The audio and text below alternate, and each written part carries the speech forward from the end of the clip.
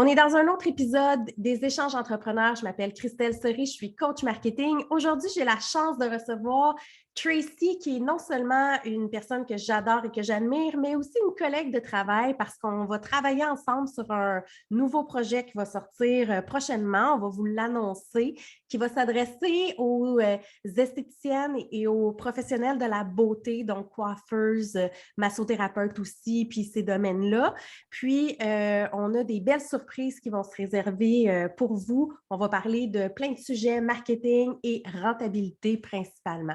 Alors, aujourd'hui, un sujet complètement hors de ça. On va parler d'employés et de rétention d'employés aussi. Alors, bonjour Tracy. Allô, ma belle Christelle, comment ça va? Ça va bien, toi? Oui, toujours. Merci de Alors, m'accueillir dans ton monde de podcast. merci beaucoup. Alors, Tracy, j'aimerais ça que tu dises peut-être en quelques mots qui tu es et ce que tu fais. Avec plaisir. Fait que mon nom, c'est Tracy MacArthur.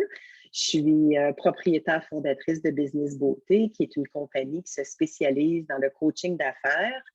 Il y a une école aussi, une académie pour les entrepreneurs dans le domaine de la beauté spécifiquement. Et je suis conférencière et formatrice également. Donc, je dédie ma vie, mon temps, mon expérience, mon expertise à aider les entrepreneurs de la beauté à s'élever dans leur business. Puis aujourd'hui, avant qu'on rentre en ondes, dans le fond, on parlait de l'histoire de ton fils par rapport Ouais. à sa perception de comment lui, il perçoit, que 20 ans d'ailleurs, ton fils, comment Ouais. lui, il perçoit l'employabilité.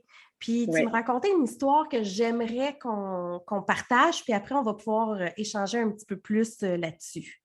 Parfait. Oui, ça va me faire plaisir parce qu'effectivement, tu sais, j'ai la chance d'avoir un jeune qu'on a une belle relation, on parle de tout ça, puis un jeune de 20 ans, justement, qui travaille. Mhm, Et moi, parce que j'accompagne des propriétaires d'entreprises, on ne se cachera pas que partout dans le monde entier, il y a un manque de main-d'œuvre. Hein? mhm. Et on fait quoi avec ça? On fait comment pour pallier à ça, puis toujours faire rouler nos entreprises? Puis un défi que la plupart de mes clients rencontrent, c'est quand ils se retrouvent avec une entreprise qui a une forte demande au niveau de la clientèle, mais il n'y a pas les employés pour être capable de répondre à cette demande-là.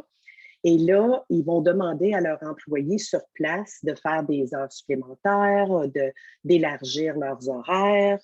Ah, bien, regarde, il y a une cliente qui vient d'appeler, je te demanderais de rester, ça te prendrait peut-être une demi-heure de plus sur ton horaire. Et malheureusement, la réponse est souvent non. Non, je veux pas, non, je peux pas, non, c'est pas Mhm. mon horaire, parce qu'il a été établi un horaire à l'avance. Donc, ils sont sont très dans leur boîte de dire, regarde, moi, oui, c'est mon travail, c'est ma carrière, c'est ma passion, mais j'ai un horaire de travail, c'est ça qu'on m'a demandé de faire, puis je reste dans ce cadre-là. Donc, j'ai mis en situation mon fils par rapport à ça, puis j'y ai posé la question. J'ai dit, Christophe, j'ai dit, toi, en tant qu'employé, tu te le fais demander. Il travaille, lui, dans un autre domaine. Là. Il est barista là, dans un restaurant, mais c'est pas grave. La restauration puis le domaine de la beauté, ça se ressemble beaucoup Mhm, mhm. avec tous les défis qu'on rencontre, tout ça. Fait que j'y explique un peu ce que mes clients vivent. J'ai dit, comment est-ce qu'on pourrait aborder les employés qui feraient en sorte qu'ils seraient motivés puis heureux de dire, ben oui, je vais rester, ben oui, je vais faire des heures de plus, puis ça va me permettre X, Y, Z. Puis sa réponse a été, on en a un petit peu rien à foutre, maman, de ça, parce que c'est votre business, c'est pas la nôtre. Mhm. Nous autres, on se fait donner un horaire qui nous convient, on se fait payer, puis on a une vie, maman, en dehors de ça, en dehors de ce job-là. Fait que c'est ça qui revenait beaucoup, beaucoup. Puis c'est ça qui revient depuis bien des années aussi, que les Ouais. employés disent, moi, ma qualité de vie, mon temps de vie personnelle est extrêmement précieux. J'y tiens énormément. Fait que là, tu sais, on a comme un échange, un petit débat, puis on en jase pendant un petit bout de temps, puis je dis oui, OK, parfait, je l'entends, puis j'encourage ça, la qualité de vie aussi, puis l'équilibre entre la vie de famille ou la vie sociale, puis le travail. Mais j'ai dit, il y a peut-être une chose, par contre, que tu n'as pas pensé, c'est que si tu n'as pas de job, tu n'as pas de vie. Tu sais, parce Mm. que c'est à travers ton travail que tu vas pouvoir te payer ou te créer une qualité de vie. Mais j'ai dit, là, je revenais, comment est-ce qu'un employeur peut motiver ou amener ses employés à s'impliquer dans ce sens-là Oui. quand ils se disent, ben regarde, c'est pas ma business, c'est la tienne. Fait que c'est certain que moi, dans l'échange avec mon fils, là, j'y ai mis des mises en situation, puis ce qui est revenu, puis je pense que c'est ce qu'on va voir puis entendre de plus en plus. Tu sais, les statistiques là, vraiment là, comme des 20 dernières années, là, il y avait comme les top 3 choses qui étaient les plus importantes pour les employés. Puis le numéro 1, c'était la reconnaissance. Hein? Tout à fait. C'était d'être apprécié, d'être reconnu, d'être valorisé par ses employeurs. C'est encore dans les top 3.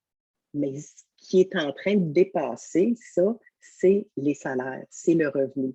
Fait que si je reste travailler, puis que ça fait en sorte que ça déstabilise ma vie personnelle, parce que, mettons, j'avais des plans, ou peut-être que j'en avais juste pas, puis j'ai rien que le goût de puncher out puis de m'en aller chez nous, tu sais. Oui.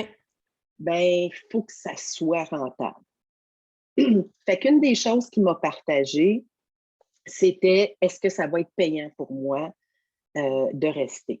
Et là, moi, de mon côté employeur et coach d'affaires, je suis revenue avec le leadership. Mm-hmm. Parce qu'on se perd, hein, les propriétaires d'entreprise, surtout dans ce domaine-là, on se perd dans toutes les tâches qu'on a à faire. Mm-hmm. On porte tous les chapeaux, hein, on répond aux clients, on sert les clients, on fait de la gestion, tu sais, les ressources humaines, la comptabilité, les achats, les name it. On fait tout, on se perd là-dedans et on n'a pas le temps d'établir notre leadership, en fait, avec les employés. Fait que là, je dis à mon fils, j'ai dit, si on fait encore un jeu de rôle, là, si je suis ton patron et que je réussis à travers mon leadership puis ma communication à t'apprécier, à te permettre de t'intégrer puis t'impliquer dans l'entreprise et surtout d'avoir le goût de me suivre. Tu sais, c'est comme, tu me vois là, comme oui, c'est là que je vais travailler, j'ai le goût de la suivre, elle sait où ce qu'elle s'en va, j'ai le goût de me rendre là, j'ai le goût de faire ça avec cette personne-là ou cette entreprise-là. Ça l'élimine, veut pas, tu sais, la perception, si on pourrait dire, que l'employé aurait de l'employeur puis de l'entreprise, puis de dire, ben là, qu'est-ce que ça va m'apporter à moi, là? Mm-hmm. Pourquoi est-ce que je ferais ça pour elle? Puis il y a aussi, Oui. parce que mon conjoint a un restaurant, puis une des réalités, c'est que le restaurant, il ferme, c'est un take-out, il ferme à 8 heures. Puis des fois, là, à 7h50, 7h45, les employés commencent à faire leur close, sont tannés, ils veulent fermer, puis on voit les réactions des fois avec les clients. Bien, mon conjoint, ce qu'il a commencé à faire, c'est à expliquer le pourquoi, à mettre les employés dans la situation du client qui rentre à 7h50. Pour lui, là, la fermeture n'est pas arrivée. Il reste encore 10 minutes avant que les gars, entre guillemets, commencent à nettoyer puis à faire le close. Fait que, des fois, la communication, ça fait, en parlant du leadership, la communication, expliquer aux employés, aux jeunes employés, pourquoi il faut que tu restes actif, tu fermes à 8, les attentes du client. Puis je pense que quand ils se transposent et qu'ils se mettent dans la tête des clients, ils commencent à avoir une vision différente. C'est de l'apprentissage de tous les jours aussi, de dire à chaque soir, n'oubliez pas les gars, le client qui rentre à 7h59, il a le droit d'être aussi bien servi que celui qui rentre à 11h le matin. Parce que c'est ça, c'est un service qu'on offre, mais quand on prend le temps d'expliquer et de réexpliquer, parce qu'il n'y a rien d'acquis rapidement, c'est vrai que ça fait une différence. Ça fait que ça pourrait être une des actions de leadership, apprendre aussi à donner de l'importance, mais à transmettre le pourquoi on fait ça aussi. Absolument. Puis le pourquoi, on le sait, hein, c'est la base dans tout. Puis la communication aussi, mais effectivement, c'est une très, très belle intervention d'expliquer pourquoi on fait ça. Parce que, tu sais, comme j'ai déjà dit aussi quand j'étais employeur dans mon entreprise, tu sais, moi aussi, j'ai une vie. Moi aussi, je suis un être humain. Moi aussi, je suis une maman. Moi aussi, je suis une conjointe. Oui. Mais on si on regarde le... Ben oui, on a tout envie, nous autres aussi, de puncher out. Oui, c'est ça. Mais on regarde le big picture. Puis de se mettre d'anticiper, je pense aussi en tant qu'employeur, mais d'anticiper au niveau de comment est-ce que notre employé va se sentir? Comment est-ce qu'il va percevoir ça? C'est quoi ses besoins? C'est quoi ses attentes? Autant qu'on se met à la place de nos clients en marketing, hein, pour faire un marketing qui va rapporter, qui va être puissant, ben, il ne faut pas penser à nous autres, il faut penser à la personne à l'autre bout. Qu'est-ce qu'elle a besoin? Ben, au niveau des ressources humaines, c'est la même chose. Il faut faire preuve quand même d'empathie, il faut faire preuve de compassion, d'une grande écoute, mais d'une communication claire et simple. On oublie aussi souvent de récapituler, puis de demander à l'autre, qu'est-ce que tu as compris là-dedans? Puis est-ce que tu es d'accord? C'est vrai. Puis si la personne a dit, oui, j'ai compris, mais je ne suis pas d'accord ou je ne me sens pas bien avec ça, comment est-ce qu'on pourrait adresser cette situation-là pour que tout le monde soit heureux? Fait que c'est du temps. Fait que je vous le dis, tout le monde là, qui est employeur dans le domaine, qui avait des employés, la chose la plus payante pour vous à tous les niveaux, je ne parle pas juste au niveau monétaire, mais je parle au niveau qualité aussi, puis qualité de vie, puis de diminuer le stress. Prenez le temps de communiquer clairement avec vos employés. Prenez le temps de les impliquer. Puis oui, des petits concours ici et là, tu sais, puis des petites bonifications, puis des échanges pour que l'employé sente que c'est pas juste à propos, oui, qu'il y a sa place, puis c'est pas juste à propos de la business. Puis tu sais, c'est vrai que tantôt tu parlais, les clients, c'est un peu comme non, pas les clients. Les employés, c'est un peu le même travail qu'on veut faire avec les clients. On veut les séduire, on veut leur offrir un service client, on veut travailler pour les attirer. Mais il faut qu'une fois qu'ils sont attirés, il y ait le service approprié. Puis les employés, ben, c'est un peu le même principe. On les attire pour qu'ils viennent travailler. Puis avec la pénurie qu'il y a aujourd'hui, il faut qu'on les flatte. Ce qui est souvent un peu dommage en même temps parce qu'on dirait qu'on passe plus de temps à gérer les employés qu'à faire des fois avancer la job, mais c'est une mentalité qu'il faut juste apprendre à changer aussi. Peu importe la grosseur de l'entreprise, là, qu'on ait un employé ou qu'on ait des pigistes aussi, hein, parce qu'il y en a beaucoup qui vont travailler avec des travailleurs autonomes, pas juste, mais c'est la même contractuels dans différents domaines, connexes à leur business. Puis, oui, effectivement. Mais c'est la même réalité que c'est comme si c'était des clients. Il faut qu'on les traite bien pour qu'eux traitent bien nos clients aussi par après. Oui. Donc, tu sais, notre pourquoi, notre mission, notre vision, tu sais, les bases de l'entrepreneuriat, c'est tellement important, puis c'est complexe pour les employeurs à définir puis à communiquer clairement.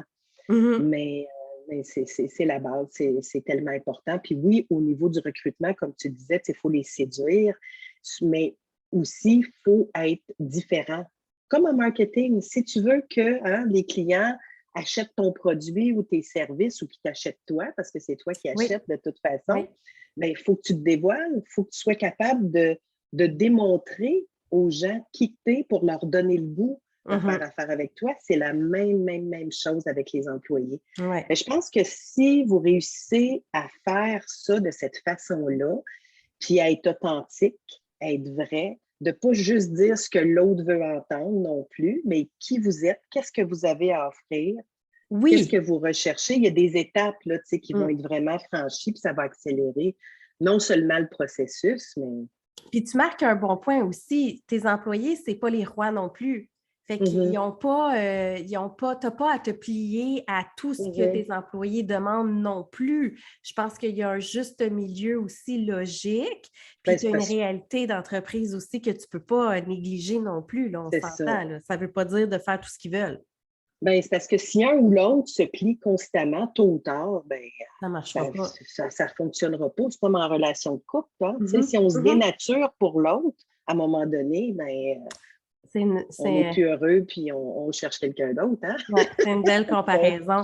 Puis j'ai un client, dans le fond, dans un domaine que le client est plus âgé, puis lui, il a gardé l'ancienne mentalité de ben c'est ça ta job, c'est ça que tu fais, c'est ça que tu fais. Puis il perd sans arrêt ses clients. Il y a un travail qui est en train de se faire qui n'est pas celui que moi je fais, parce que moi, je ne suis pas en RH, mais il y a quelqu'un qui travaille là-dessus, puis justement pour changer le gestionnaire en place parce que Ouais, ça ne fonctionne plus. Ça fait qu'il n'y a plus de exact. rétention d'employés. Fait que les anciennes mentalités, on ne peut plus les utiliser parce que la génération Mhm, d'aujourd'hui ne les veut plus. On les mhm, a habitués en tant que parents à s'asseoir puis à expliquer le pourquoi. Ben, en tant mhm. qu'employeur, il faut que tu t'assoies puis que tu expliques le pourquoi. C'est pas toujours Exact. agréable, mais c'est ça pareil. Oui, oui, oui, absolument. Puis tu sais, te donne un bon exemple. C'est quand tu élèves, tu éduques des enfants, ben, si tu fais juste dire, ou surtout aujourd'hui, que les enfants d'aujourd'hui, C'est ça. fais ça, non, je veux pas. Oui, tu vas le faire. Ben, pourquoi? Parce que je t'ai dit de le faire. Mhm. Ça ne fonctionne pas, ça. C'est ça. Même Hein, si parce en que, réalité, c'est ça qu'on veut qu'ils ouais, fassent, ben, nos tu enfants. sais, puis tu sais, moi, je me rapporte, mettons, quand il était jeune, parce que j'étais beaucoup aussi dans l'explication, dans le pourquoi, sans pour autant créer des enfants rois, là. Mais Mhm. justement, quand que je faisais face à ça, j'expliquais justement le pourquoi. C'est pas parce que je veux te dire non, c'est parce qu'il y a une raison en arrière du non et la voici. Mhm. Hein? Fait que là, c'était Ouais. comme, ah, OK, tu sais, je suis frustrée, ça ne me tente pas, mais je comprends un petit peu mieux. Tu sais. Ouais. Puis j'ai un autre exemple aussi à donner là, dans le cadre d'expliquer le pourquoi. Je suis allée magasiner avec mon beau-fils. Puis là, lui, il travaille, bon, je vais le dire, il travaille chez McDo. C'est pas mal plus rough, c'est plus Mhm. catégorique. Puis là, on est rentré dans une boutique au Carrefour. Puis là, tu voyais tous les jeunes qui étaient assis sur leur téléphone en train de swiper, puis en train tu sais, de regarder des Facebook, Instagram, TikTok. Ils étaient toute la gang, zéro service client. C'est une compagnie qui a une marque, qui a un nom. Oui, Fait que veut oui. pas, on a acheté parce qu'il y avait un besoin qui avait été créé à part. Et Mhm. là, lui, il me dit, ben, j'aimerais tellement mieux travailler là parce que ça a l'air bien plus le fun. Regarde comment ils sont chill, sont tous avec leurs amis, blablabla. Bla, bla. Puis là, j'y explique, puis je dis, oui, mais imagine si le gérant ou le boss rentre là-dedans puis ils voient tout ce beau monde-là. Nous, on a acheté parce qu'on avait déjà un besoin. Fait que même si tu n'as Ouais, pas le meilleur service, quand tu as créé ton marketing, tu fais des ventes pareilles. exact. Mais le Oui, c'est ça. service va faire une différence. Fait que là, j'y ai ramené quand moi, j'étais jeune. Moi, j'étais jeune, je travaillais au Bikini Village. Mhm. J'étais dans les meilleures vendeuses. Puis j'étais une des rares qui est restée, là, même l'hiver, puis tout le kit, parce que Mhm. je vendais bien.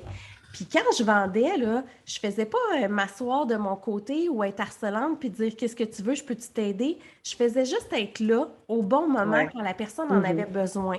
Fait que là, Mhm. j'y ai remis cette situation-là, puis je dis, imagine si toi, dans la salle, tu étais allé essayer, tu n'aurais pas aimé ton chandail. Tu serais sorti, puis là, si la personne était venue te voir, puis tu aurais dit, ben je l'aime pas, je le trouve trop grand, je le trouve ci, Mhm. je le trouve ça, ben la vente, c'est pas juste de dire, ben j'ai d'autres choses ou c'est deux pour 99 ou whatever, c'est de te conseiller, puis c'est de dire, OK, ben Ouais, je vois un peu ton genre, j'ai d'autres choses ouais, pour toi. exact. Fait que la job de vendeuse, au lieu d'être assis sur le comptoir à rien faire, si cette Mhm. personne-là était venue juste suggérer autre chose, probablement que notre facture, parce qu'on a quand même acheté, notre Ouais, facture aurait été sûrement plus élevée. c'est Puis je vrai. dis, c'est ça la job, c'est pas le fun, là, c'est pas d'être assis sur le comptoir avec tes amis. Pour la Mhm. business, ça vaut rien. Mais quand Mhm. tu travailles, ça ne veut pas dire de travailler sous pression. Ça veut juste dire de Mhm. bien travailler. Exactement. Puis ça y a fait voir toute une autre perception parce Mhm. que c'est ça la réalité des jeunes d'aujourd'hui, c'est qu'ils voient des jobs où le monde ne font rien, puis ils voient des Mhm. jobs où le monde y rush, puis ils ne veulent pas rusher, ça leur Ils tente veulent pas pas. rusher. Non, Exact. exactement. Mais c'est Ouais, de ouais. voir que tu n'es pas toujours dans le rush aussi. C'est juste Exactement. une manière de travailler. Il y a un début puis il y a une fin à tout. Mhm. Mhm. Quand on a un objectif, une vision puis un plan. Oui. Tu sais, si on revient, mettons, dans le domaine de la beauté, je vais donner un exemple dans mon centre de beauté, donc une petite tranche de vie. On le sait Mhm. tous que dans notre milieu, le mois de décembre, c'est la manne. Hein? Oui. C'est là que ça se passe, c'est plein à craquer. Donc, c'est certain qu'il y avait une politique d'établie dans mon entreprise et tous les employés à l'embauche, et même ceux que ça faisait longtemps qui étaient là, le savaient parce que ça l'avait été dit, ça Oui. l'avait été écrit, ça l'avait été expliqué pourquoi et Mhm. les bénéfices qui accompagnaient ça. Et aussi, ça n'a pas été planifié à la dernière minute. Oui. Donc, moi, la politique, c'était, mois de décembre, on refuse personne. Si on fait un horaire, on fait un horaire qui est plus large qu'à l'habitude. Puis si ça a besoin de déborder, on déborde. On refuse personne, c'est le mot d'ordre. On travaille en équipe, on se serre les coudes, on a du plaisir, on s'entraide. Puis vraiment, on passe un mois de décembre extraordinaire. Puis le bénéfice en arrière de ça, ben oui, il est monétaire. Parce qu'on sait que dans le domaine de la coiffure et de l'esthétique, on est payé à taux horaire, mais on est payé à commission aussi. Donc, on fait plus de ventes, on fait plus de clients, on fait plus de pourboires.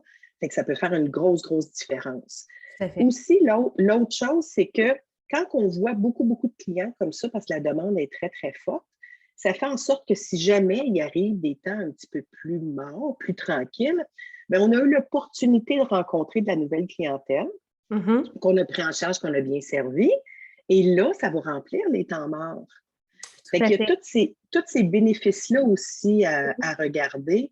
Mais je pense que ce qui faisait toute la différence dans mon entreprise et avec mon équipe, que tout le monde adhérait à ça, c'est que j'avais aussi instauré un climat, une ambiance festive pendant tout le mois de décembre.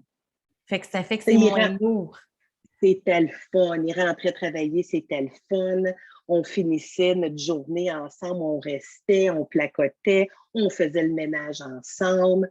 Je faisais ma crème irlandaise maison que j'offrais aux clients, j'offrais aux employés à la fin de leur chiffre. Tu sais, il y avait vraiment une ambiance festive. On faisait les décorations de Noël, tout le monde ensemble. Fait qu'ils étaient impliqués dans ce mois-là. Fait que j'ai jamais eu de problème à leur demander de faire des heures, des heures, des heures. Et c'était très payant. Fait que ça aussi, leur démontrer, là, c'est ça ta paye. Dans le mois de décembre, le potentiel, là, où ce que tu peux aller, ça va être ça. OK, ouais, c'est ça. Ouais. Fait que gérer les attentes, expliquer le pourquoi on fait ça, expliquer les différences et le positif et l'avancement que ça peut amener. Oui. C'est tous des éléments qui, pour nous, des fois, en tant qu'employeurs, sont instinctifs. Tu sais, on se dit, mais il me semble que c'est clair, là, tu peux avoir du type de plus, tu peux avoir ci de plus, tu as de l'argent de plus, mais pour quelqu'un qui ne fait pas ça, que lui, c'est sa petite job et sa petite personne qui est importante, des fois, de faire réaliser ça, ça ouvre les perspectives. Puis, en même temps, dans ton cas, ben, c'était à l'embauche. Les gens le savaient d'avance. Tu sais c'est quoi tu t'attends. Après ça, c'est ta décision de dire non, je ne veux pas ou oui, je le veux. Exactement. Comme même à l'embauche, je lui expliquais que oui, mettons, c'est un travail à temps plein, mais ton horaire, là, elle ne sera pas décidée et elle ne sera pas fixe tant qu'on ne saura pas où la demande, la clientèle. Fait que si moi, je te donne un horaire, je ne sais pas, moi, du mardi au samedi, puis je te fais faire tous les soirs, puis que finalement, la clientèle n'est pas au rendez-vous, c'est le matin, mais tu sais, on va s'ajuster. Fait que je disais toujours, il y a à peu près une période de 3, peut-être même 4 mois, peut-être 2 mois, où est-ce qu'on va évaluer et où la demande. Et là encore, la raison en arrière de ça, le pourquoi. Parce que là, l'employé va dire, ouais, mais là, tu sais, j'ai même pas un horaire fixe, puis nanana, puis ça me tente pas. Oui, mais la raison pour laquelle je fais ça, c'est que ça va faire en sorte que tu vas avoir un horaire fixe plus rapidement, mais pas juste un horaire fixe, un horaire rentable. Versus si je te mets là parce qu'on décide d'un horaire, mais tu n'as jamais de clients, parce qu'on est en train de développer ta clientèle, bien, tu ne seras pas content, tu vas trouver ça plate, tu ne feras pas beaucoup de sous. Donc, j'offrais cette opportunité-là, puis la raison en arrière, fait qu'il la comprenait. Puis c'est la même chose, ça réduit les risques aussi de l'employeur parce que payer quelqu'un à l'heure dans un poste qu'il n'y a pas de clients parce que c'est pas là où les clients veulent booker, bien, c'est pas mieux non plus pour l'employeur. Sa rentabilité, elle descend. Oui, exactement. Exactement. C'est beaucoup de questionnements aussi, puis c'est beaucoup d'ajustements avec les clients, les clients aussi, mais les employés, les autres collègues aussi, parce que c'est une synergie d'équipe. On ne se le cachera pas quand tu embauches quelqu'un. Le critère, selon moi, dans ma perspective d'employeur, j'ai comme vision, moi, si j'engage quelqu'un, il ne faut pas juste qu'il fasse la job, il faut qu'il fasse partie d'une équipe. faut qu'il fasse partie Oui. de la gang, puis il faut qu'il y ait des valeurs similaires. Parce que la personne a beau être la meilleure, si elle ne clique pas avec ceux qui sont déjà en place, c'est voué à l'échec de toute façon. Exactement. Tu sais, les valeurs de l'entreprise, la philosophie de l'entreprise, tout ça, c'est tellement important. Mhm. Puis, on l'a vu dans les grosses corporations de ce monde. Je pense à Walmart, Mhm. quand le chapeau a été passé au fils, qui n'avait pas toutes les mêmes objectifs, les mêmes valeurs, la même philosophie, du tout. Mais ça a failli crasher aussi, là. OK. Je ne connaissais pas cette histoire-là. Autant que les employés, quand c'était le père, il rentrait travailler parce qu'il faisait partie de quelque chose. Il y avait comme un purpose, une mission en arrière de ça quand OK. il est parti cette entreprise-là. Puis après ça, quand il a passé le flambeau, c'est devenu juste des objectifs financiers. Mais c'est ça. Là, après ça, le message, c'était plus le même. Fait que ça a failli faire crasher. Fait que de là, l'importance de partager ses valeurs. Mais on ne le dira jamais assez, la communication, c'est tellement ce qui est le plus important. C'est comme ça dans tous les domaines aussi. Là, Exactement. si on partage, on n'est plus dans un air qu'on peut se permettre de tout cacher. Si on fait des actions, il faut qu'il y ait une raison pour laquelle on les fait, ces actions-là. Bien, oui. on s'entend là, mais ce que je veux dire, c'est qu'il faut que la communiquer, ces actions-là, beaucoup plus que ce l'était à l'époque où il y avait c'était très hiérarchique, le président, les directeurs, les ci, puis oui. tu appliquais Puis ce que c'était l'autre comme les disait. règlements, c'est ça, tu fais ça de même, puis tu ne poses pas de Exact. questions. On Puis, est rendu, c'est sûr qu'on reste quand même en entonnoir parce qu'il y a toujours un président, mais la courbe, au lieu d'avoir un triangle très pointu, bien, il s'écrase un peu le triangle pour mettre tout le monde sur un certain pied d'égalité ou du moins le plus égalitaire possible. Oui.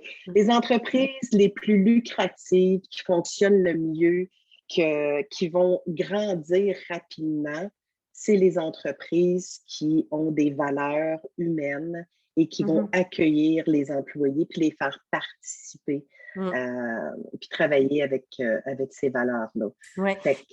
J'ai une cliente, un salon d'esthétique d'ailleurs, puis elle, sa philosophie, c'est d'impliquer beaucoup ses employés. Fait que c'est eux qui font les stories, c'est eux qui font les TikTok, c'est eux qui font les Instagram. Puis le Facebook, c'est plus elle parce que c'est plus officiel, mettons. Mais le fait d'impliquer la communauté, ça fait que moi, quand je rentre dans le salon, là, les filles sont fières de venir me montrer c'est quoi leur dernier TikTok, c'est quoi leur site, as-tu vu? Il y a une synergie, ils pensent à tout, il y a un dynamisme quand tu rentres, simplement parce que, là, si je parle des réseaux sociaux dans ce cas-là, mais simplement parce qu'ils ont l'impression de s'impliquer dans la business. Oui. Puis la réalité, c'est qu'au début, elle avait peur de mettre trop son monde en évidence. Elle disait, ben là, j'ai peur que la compétition vienne voler mes employés. Mais au contraire, ils se sentent tellement impliqués qu'ils sont bien dans leur environnement. Ben oui, ils ont un sentiment d'appartenance. Tout à fait, tout à fait. Exactement. C'est des exemples concrets pour montrer qu'il y a vraiment un impact. Puis l'implication de notre gang est importante. Là. Oui, absolument. On appelle ça une gestion participative. Des impliqués, des intégrés. Puis comment on dit ça, l'expression, les babines, les bottines, il faut qu'ils suivent les babines. Oui. Oui. Il ne faut pas juste le dire, il faut le faire. Hein? Fait que, mettons, si on avait à conclure là-dessus, ça serait quoi, d'après toi, ton conseil prioritaire que tu donnerais à quelqu'un là, qui est un peu dépassé par ses employés, qui, justement, alors, je reprends l'exemple de ton garçon, veulent pas nécessairement prendre la cliente de plus ou rester le quelques minutes de plus. Ce serait quoi le premier conseil que tu te donnerais? Bien, c'est certain que de prendre le temps d'expliquer le pourquoi, puis de se mettre à la place de l'employé qui, c'est vrai, on avait prévu finir à cette heure-là, puis on veut finir à cette heure-là. Fait que si je suis cet employé-là, comment est-ce que je pourrais être motivée à rester, puis de vraiment là, essayer de trouver des façons de le motiver à ce niveau-là. Mais si je peux, mettons, vous offrir des étapes à partir du recrutement là, jusqu'à la fin, là, parce qu'on est en manque de main-d'œuvre, la première chose au niveau du recrutement, c'est de se démarquer.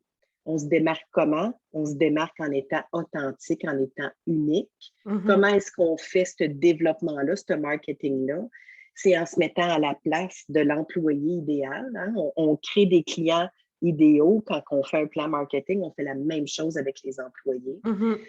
Une autre chose que je dis, quand vous êtes en entrevue, c'est le feeling, la petite voix là, qui dit Oh Seigneur, sur papier, c'est extraordinaire, mais il y a quelque chose qui me dit Ouais. que, mais là, si je ne l'essaye pas, j'ai tellement de demandes, puis je suis tellement dans le besoin, puis je vais l'embaucher. Non. Tant que vous ne le sentez pas, c'est que là, vous agissez sur la peur du manque, puis carrément la peur. Puis tôt ou tard, ça va vous rattraper. Fait que là, c'est pire parce que tout le temps et l'argent que vous allez avoir investi dans cet employé-là, que la petite voix disait de toute façon, ça ne sera pas la bonne personne, bien, vous en recommencez encore. Puis là, c'est pire parce que c'est décourageant. Fait que je vous dirais, soyez patient, mais si vous faites les choses comme il faut dans les étapes qui précèdent l'embauche et après ça, dans l'entrevue, vous êtes clair, bien là, vous allez le sentir qu'il y a une communion. Parce que ce que vous allez partager comme vision, comme valeur, la personne en avant va faire « wow ». Il faut lui amener, puis je reviens, là, je suis peut-être fatigante avec ça, je reviens tout le temps au marketing quand on veut développer de la clientèle. On veut amener le client potentiel à visualiser qu'il fait déjà affaire avec nous autres, à l'amener à être excité, à vouloir prendre rendez-vous chez nous. C'est la même chose avec un employé. On veut l'amener à visualiser « wow, moi, je veux travailler là, puis pas ailleurs ». Puis après ça, on ne peut pas dire « bon, ben voici les règlements, voici les politiques, voici les procédures, parce que c'est ça qu'ils font, c'est ça qu'on fait. Hein? Puis après ça, fermer les livres, dire « ben là, pourtant, je l'ai dit, hein? J'ai tout expliqué, j'ai tout donné ». Non, c'est parce ça que ça marche pas de fonctionne même, pas on est comme tous ça. humains. Oui, exactement. Fait que, il faut revenir, puis la communication, puis de ce que j'ai sondé beaucoup d'employés dans les 2 dernières années, là, parce que c'est important pour moi, c'est important pour mes clients, là. Puis je leur ai vraiment demandé qu'est-ce qui est le plus important pour vous autres, là. Le sentiment d'appartenance, la reconnaissance, c'est encore dans les top 3. Mais ça a été dépassé par l'ambiance de travail. Tu sais, là, vraiment, l'ambiance. Puis c'est pas juste entre collègues. Tu sais, là, c'est d'être bien avec ses patrons, d'être bien avec ses collègues de travail. L'ambiance de travail est super, super importante. Oui, parce qu'on passe beaucoup de temps au travail. Oui, exactement. Puis après ça, ben, c'est certain, tu sais, la qualité de vie versus la vie professionnelle, le salaire et ce qui revient beaucoup avec ça, jumelé avec ça, mes avantages. Qu'est-ce que je peux avoir comme avantage? Peut-être qu'en rentrant, au lieu d'attendre 1 an, on va te donner 2 semaines de vacances ou je vais te donner 1 semaine de vacances ou peut-être que je vais avoir un système d'assurance collective. Peut-être que je vais te faire vivre des expériences incroyables pendant l'année, puis ça va être X, Y, Z. Fait que c'est quoi mes avantages? Fait que ces 3 choses-là, c'est ce qui ressort vraiment le plus. Génial. Ben, un énorme merci pour ton temps, Tracy. Puis nous, de toute façon, on va se revoir. Vous allez nous voir un petit peu plus souvent aussi ensemble en préparation du... Oh, que oui. Oui, de la formation qui va sortir bientôt, mais c'est encore top secret. On est en train de la monter, on est en train de la créer. Fait que si jamais vous avez des choses que vous aimeriez communiquer avec nous, des défis que vous rencontrez, des questions, ben n'hésitez pas parce que nous autres, ça va nous aider aussi à créer des solutions pour mieux vous aider. Puis on a vraiment hâte de vous présenter ça. On va tout voir. Les ressources humaines, le recrutement, le marketing, la vente, la fidélisation, on va tout voir. Fait qu'un gros merci, Tracy. Bonne journée. Ça me fait tellement plaisir. Une belle journée à toi et à tout le monde. Merci. Bye bye. Bye bye.